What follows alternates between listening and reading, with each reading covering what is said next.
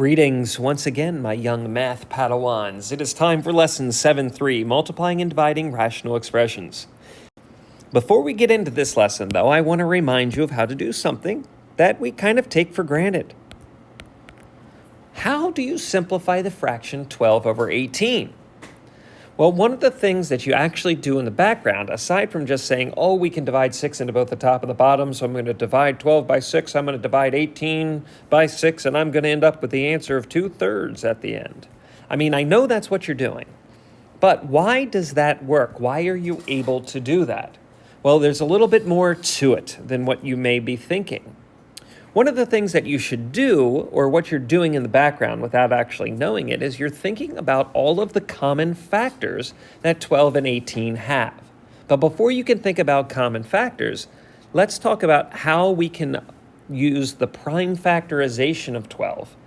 What I mean is those factor tree things. Remember how you did it? You said what numbers multiply together to give you 12, and you said like 2 and 6, and then you broke it down any more, and you got 2 and 3. Remember that little factor trees you used to do way back in the day? Well, we're going to write out 12 as those prime factorization, or those product of the prime numbers that make up 12. So 2 times 2 times 3. And then I'll do the same thing with 18. I'm going to look at that. So what's that? That's 3 and 6, and then like 2 and 3. So we have that other prime factorization going on. So that's 2 times 3 times 3. And one of the things that we can do is when we have a number written as a bunch of products of numbers, what we can do is we can look to see what do they have in common on the top and on the bottom. And what we can do is we can cancel out what they have in common. So in this particular fraction, we see a 2 on the top and the bottom, so we can cross those off. We see a 3 on the top and the bottom, so we can cancel those off. And look at what I'm left with.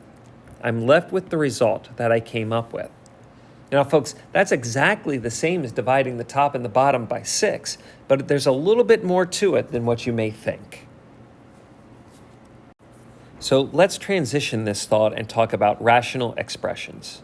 The most important thing that you need to remember is that you always must factor first.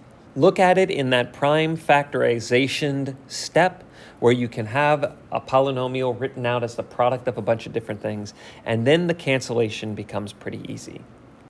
Factor first, always. And it's important to make sure that you can. Sometimes you can't, and then that's a whole different ballgame.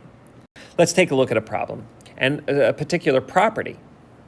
Again, remember, if it's on the top and the bottom, like I have indicated up here, you can cancel it out. So I have something that I've written in that multiplication form, that factored form, and as a result, I can cancel things. Let's take a look at this guy, 12x to the third over 15x to the fifth. So again, if you think about this, 12 can be written as 2 times 2 times 3. And then x to the third is x times x times x. On the denominator, 15 is 3 times 5, and then x to the fifth is x times x times x times x times x. Now, if I look at this and I say, what in the world do they have in common on the top and the bottom? Well, I see a 3, so those would cancel out. And I see 1x and 2 x's and 3 x's cancel out. So if you look at all the things that I have left, that is what the answer is going to be. So I have a 2 times 2, which turns into a 4. I have a 5, and I have x times x, which is x squared. So my result is 4 over 5x squared. Now, there's one other little piece of this that we have to do. We have to talk about this denominator. Remember what we kind of talked about in the last section. We cannot have 0 on the denominator of our fraction. So what we're going to do is we're going to list something called a restriction. And a restriction is simply, when will my denominator be equal to 0? And in this case, it's when x is equal to 0. So my restriction would be x cannot equal 0, because I don't want to end up with 0 on the denominator of my fraction. Let's try another problem. X squared minus x minus 12 over x squared minus 9. Okay, we're going to try this one. So first of all, the most important thing to remember is that you factor first. You can't just cross things off because you feel like it. Like, for example, we may see an x squared on the top and an x squared on the bottom, But it is not a product that we have here. We're actually subtracting something from it. We're subtracting 9 on the bottom, we're subtracting x, and 12 for that matter on the top. So it's not a product problem. So it does not meet that little rule that I had back on the previous slide. The only way that we can cancel something on the top and on the bottom is if, in fact, we write this in its factored form. So, just when you all thought factoring might go by the wayside, here it is again, back in full force. And we're going to take that expression, we're going to factor x squared minus x minus 12. That's a quadratic equation, so we look for the numbers that multiply together to give me negative 12, add together to give me negative 1, and that would be negative 4 and positive 3. On the denominator, x squared minus 9, that's the difference of two perfect squares. I recognize that as x minus 3 times x plus 3. Now, what do? Now I look to see, is there anything that's on the top in these parentheses that is also on the bottom? Well, yes, there is. I can clearly see that the x plus 3 is on the top and on the bottom, so I can cancel those out. My result and my answer is the stuff that's left over. So in this problem, x minus 4 over x minus 3. That's a simplified version of my original expression. However, we have to talk about restrictions. Restrictions on the variable. Now, it's really easy to look at this and say, hey, x can't equal 3, right? Because that's what would give me 0 on the denominator here. But I would encourage you not to look at this spot. Instead, go back and look at its factored form before you simplified anything, because there's a hidden restriction, right? Here is the x can't equal 3, right? But there's the hidden one. There's a hidden one right there that also says x cannot equal negative 3. So I want you to be really careful and make sure you get both restrictions. Let's try one more. X to the third minus 27 over x squared minus 8x plus 15. So first things first, we're going to factor it. And I'm not going to spend a lot of time reminding you how to factor. There's other videos on that. We've done enough problems. Hopefully you've gotten really good at factoring. So you should see that the top is the difference of two perfect cubes. And we can write out the factored form of that as so. And on the denominator, we have that quadratic equation. So the numbers that multiply together to give you 15 and add together to give you negative 8. And now we look to see what the two parentheses have in common, and that would be the x minus 3.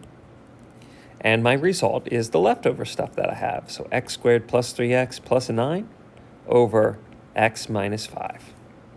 Restrictions. What about the restrictions? Remember, go back and look here, and we say x cannot equal 5. And x cannot equal 3. I think we have time for one more. Let's try one more. We have x to the third minus 2x squared minus 9x plus 18 over x squared plus 5x plus 6. First step, factor first. And you'll see on the top that we have to do some factoring by grouping. While on the denominator, we're just looking for that pair of numbers that multiplies together to give me 6 and adds together to give me 5, which is a lot easier to do. Now, I simply look to see what is the same on the top as it is on the bottom. And that looks like it's just the x plus 3 that cancels out. So my ending result would be x minus 3 times x minus 2 over x plus 2. Folks, I hope you see the importance of actually being able to factor these, because if you don't factor correctly, you may simplify something that just doesn't need to be simplified. What about the restrictions? And again, I'm going to go back and I'm going to look at this step right here and see that x cannot equal negative 2 and x cannot equal negative 3, where that denominator would in fact equal 0. All right, now turn.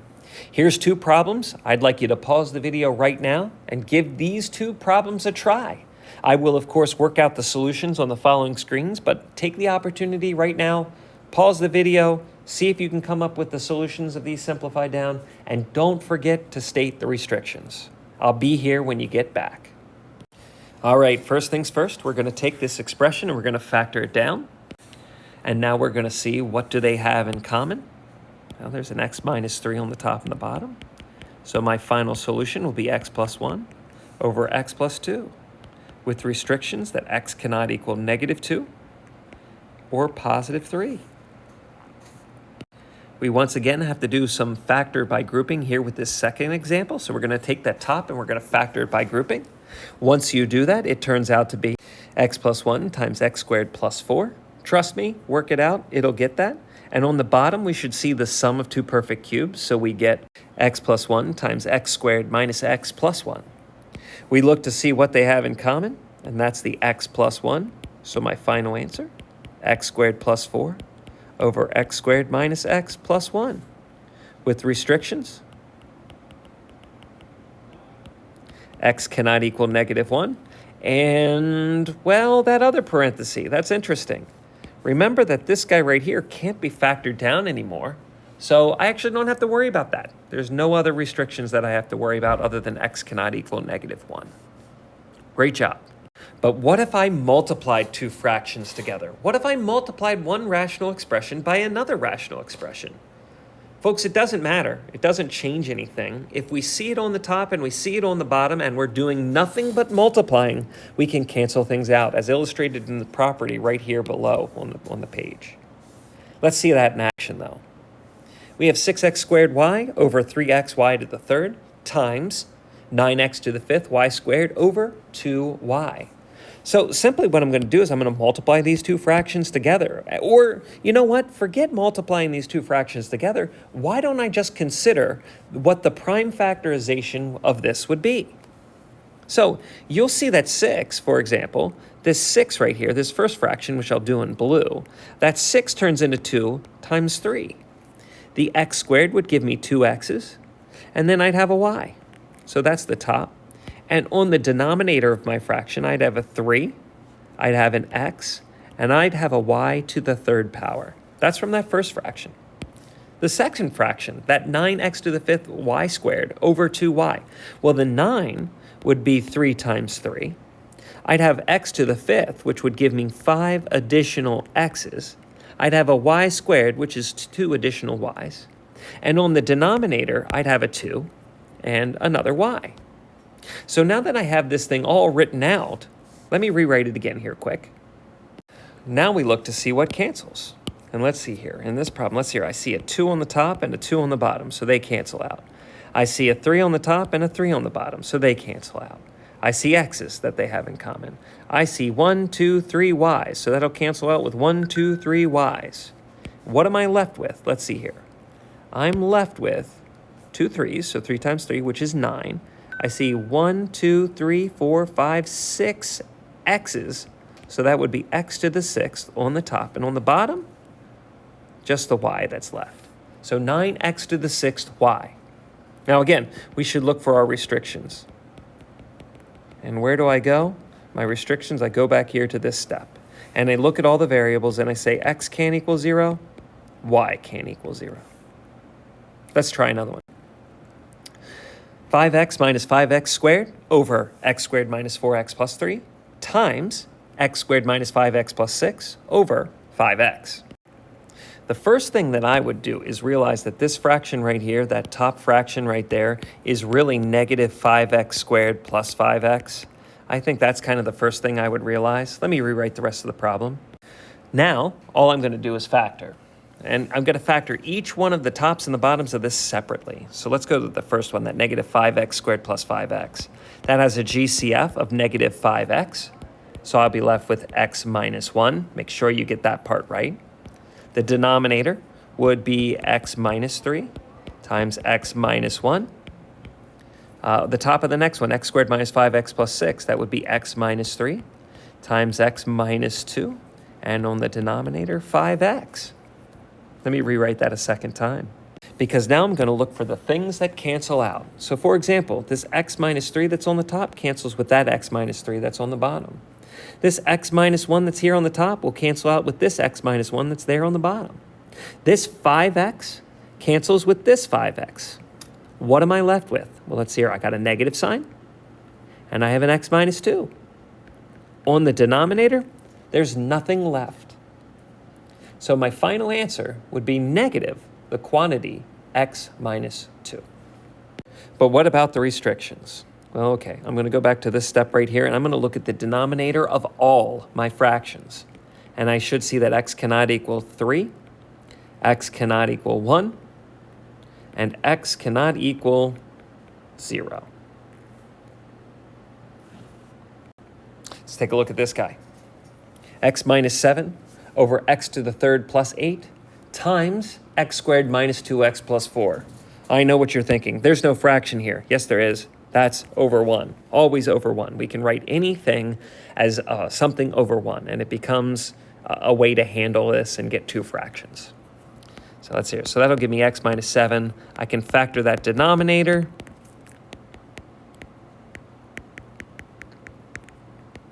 Times, and then here's the thing, I'll put that 1 that's on the bottom, and I will factor the top. Wait a minute, that doesn't factor. There's no numbers that multiply together to give me positive 4, but add together to give me negative 2. So that just stays that. If I like it in parentheses, I can keep it there. Now I'll look to see what cancels. The x squared minus 2x plus 4 cancels, and I'm left with just x minus 7 over x plus 2. Restrictions. X can't equal negative 2. Right? Because that x squared minus 2x plus 4 that's over here on the bottom, that will never equal 0. We don't have to worry about that. Final answer. All right, here's a couple more for you to try. Why don't you give 5, 6, and 7 a try here on your own? Pause the video, and of course, I will be back to give you the answers here momentarily. Go ahead and pause that video. All right, let's work through these problems. Let's see here.